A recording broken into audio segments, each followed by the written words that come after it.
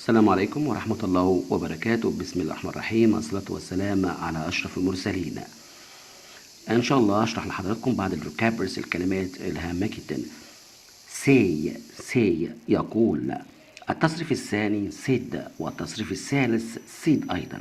طبعا حضراتكم تعلموا جيدا أن الفيرب في اللغة الإنجليزية يتصرف مع ثلاثة، إما أن يكون present مضارع، إما أن يكون past ماضي، إما أن يكون البي بي اللي هو البوست بارتيسيبل التصريف الثالث للفيرب. فعندنا الفيرب اسمه say تصريف أول، تصريف ثاني said، التصريف الثالث أيضا said يقول قال.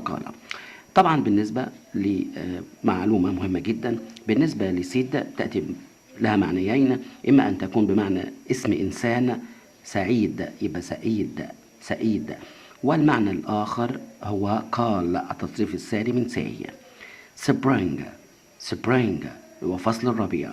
autumn فصل الخريف.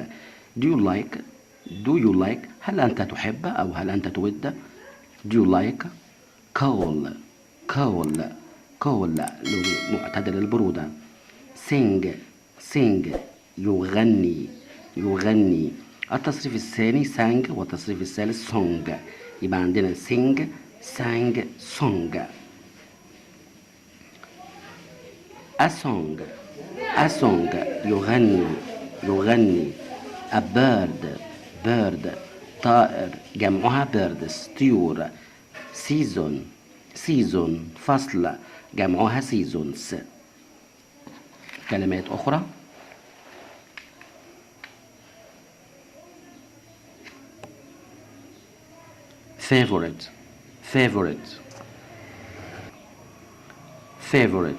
favorite يعني مفضل.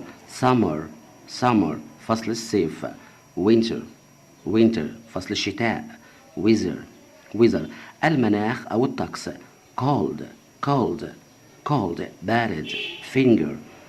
finger يعني الصابع أو الأصبع. finger.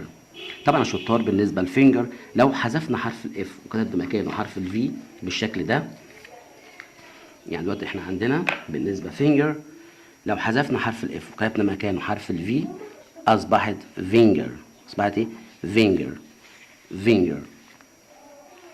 يعني لو حذفت حرف الاف وكتبت مكانه حرف الفي أصبحت فينجر. يعني الخل اللي احنا بنستخدمه في الأكل اسمه فينجر. لو حذفت حرف الفي وكتبت مكانه حرف الاف أصبحت فينجر اللي هو صابع اليد. يعني عايز أعرف حضراتكم احنا بنشيل حرف وبنكتب حرف مكانه بيغير المعنى تماما.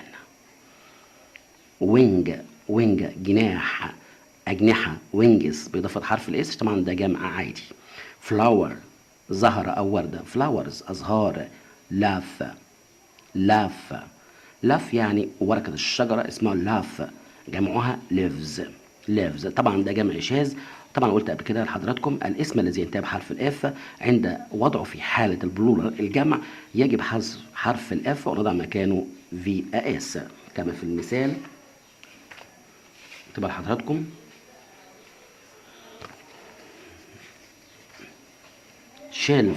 shelf رف. أرفف shelves حذف حرف الاف كانت مكانه VAS. لاف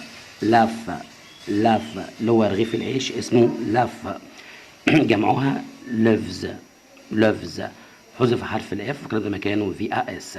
يبقى إذن القاعدة بتقول الاسم الذي ينتهي بحرف الاف عند وضعه في حالة الجمع يجب حذف حرف الاف ونضع مكانه VAS. طبعا اتمنى يكون شرحي حازم اعجاب حضراتكم. ان شاء الله طبعا لا ننسى اللايك، عشان طبعا اللايك بيعمل على سرعه انتشار الفيديو، وان شاء الله بامر الله معايا سوف تصلوا الى البروفيشنال، الى الاحتراف. جود باي اند اي ويل سي يو اجين. الى اللقاء، وسوف اراكم نيكست ليكشر المحاضره القادمه.